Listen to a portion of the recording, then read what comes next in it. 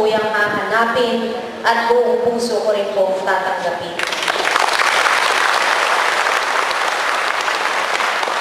Hindi naman tayo pwedeng patali o pumayag na tumigil ang mundo natin dahil may binabayaran tayong utang.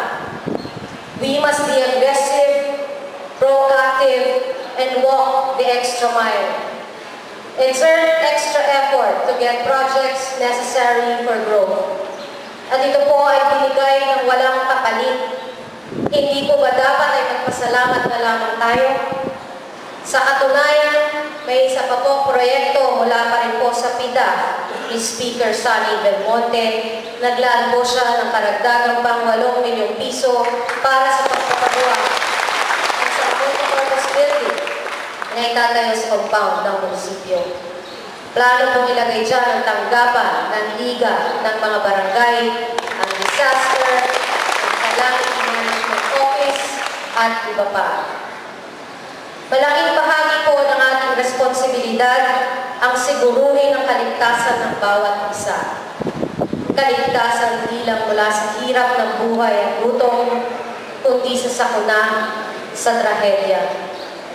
Naisin natin na matiwasay ang iyong kalagayan at malayo sa kapahamakan pag may trahedya, pag-ulan, at pagbagyo.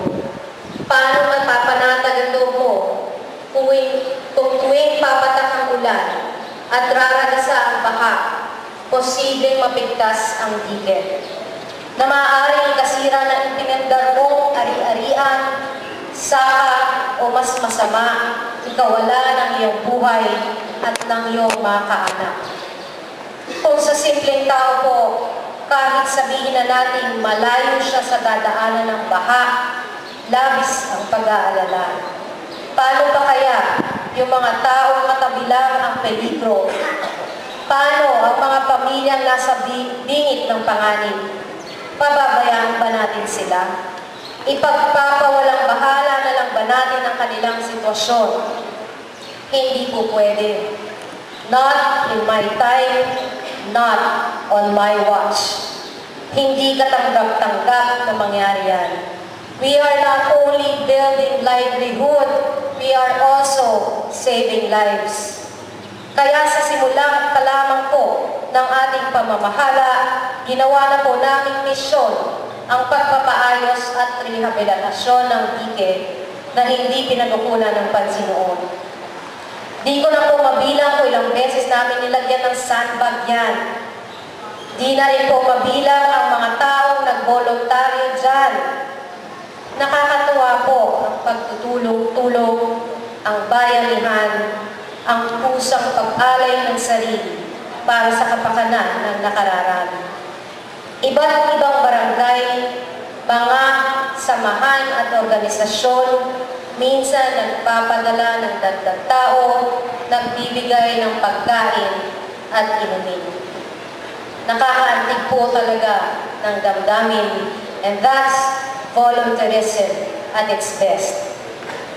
Matapos po ang halos 2 taong pabalik-balik sa DPWH, Office of the Civil Defense, maging sa tanggapan ni Speaker Belmonte para i-follow up at humingi ng tulong, naaprubahan po ang pagpapagawa ng dike sa halagang 121 million pesos na idiniretso pa ng PBL sa lokal na pamahalaan.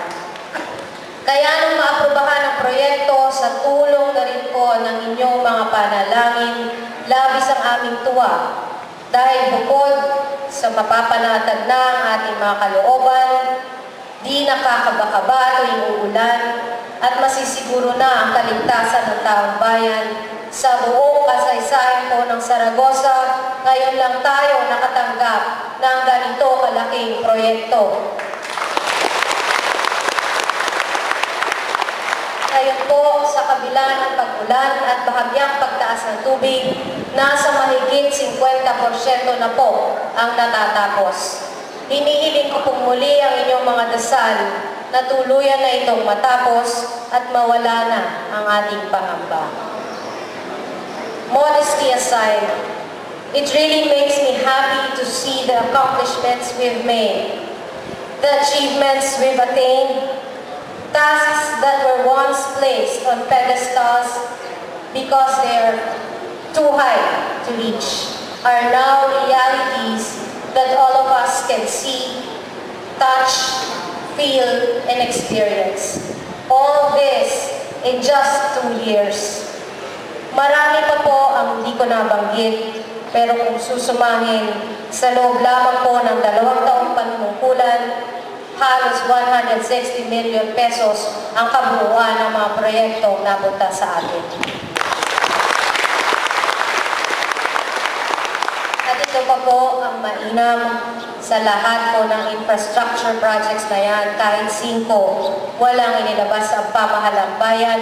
Ang ibig sabihin, walang inutang, walang hiniram. Kailangan lang po ng tiyaga, pasensya, panalangin, sakripisyo, dedikasyon sa trabaho, malasakit at sigasig.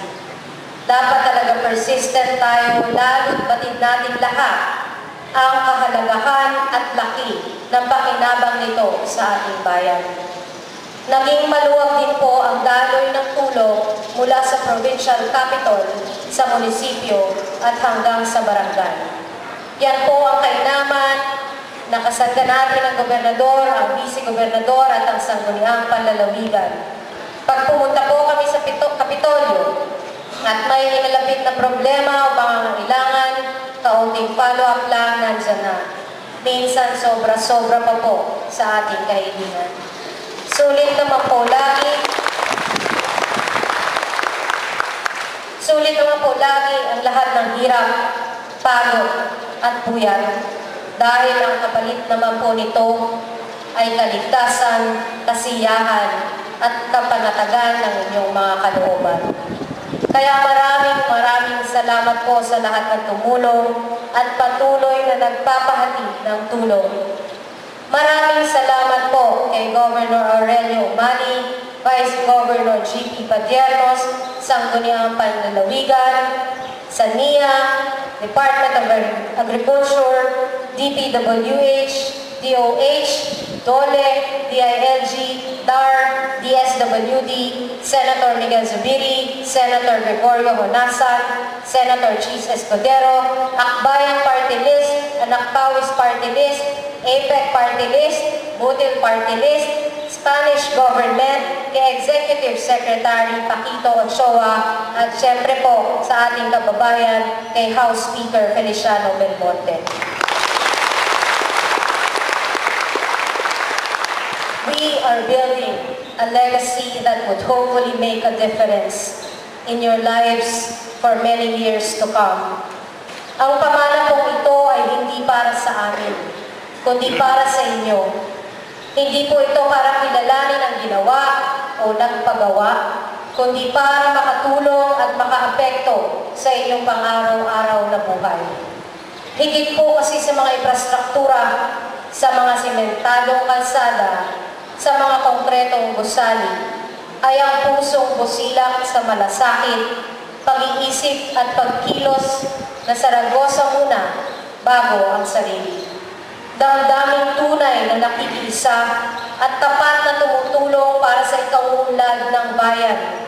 At higit sa lahat, tibay ng paninindigan na kayang ipaglaban kanino man. Magunaw man ang mga bagay at gusaling gawa sa konkreto at bakal, mawala man ang ating yaman sa mundo, mananatili sa alaala, may susulat sa kasaysayan at may iuukit sa inyong mga puso na ang mas higit na pinagsilbihan at nakinabang ay ang taong bayan.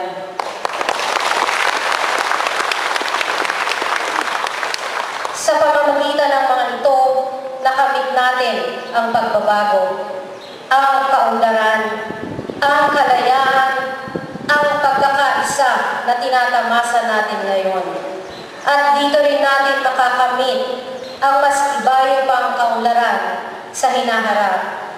Mga mahal kong kababayan, 2 taon na ang nagdaan nang simulan natin ang paglalakbay na ito.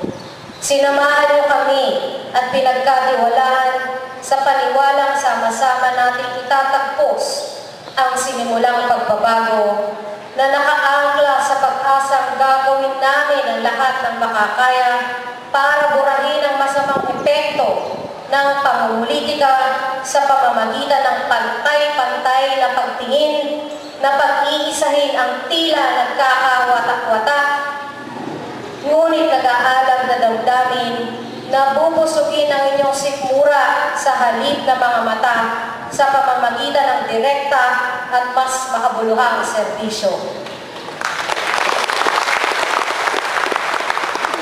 I admit we set the bar high, made our loads heavier, and set our goals far-reaching, only because we know we can do it.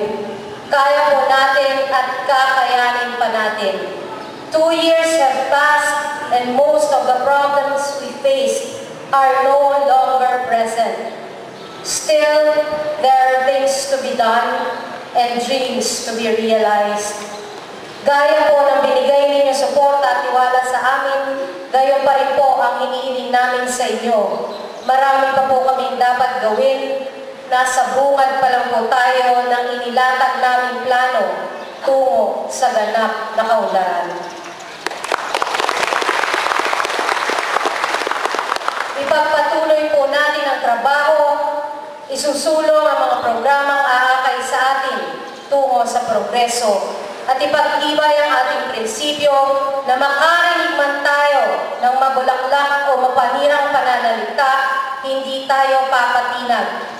Hindi natin isusuko ang paninindigan na sama-sama natin ipinaglaban at pinagsamahan dahil Zaragoza, mga mahal kong kababayan, nasa atin ang pagbabago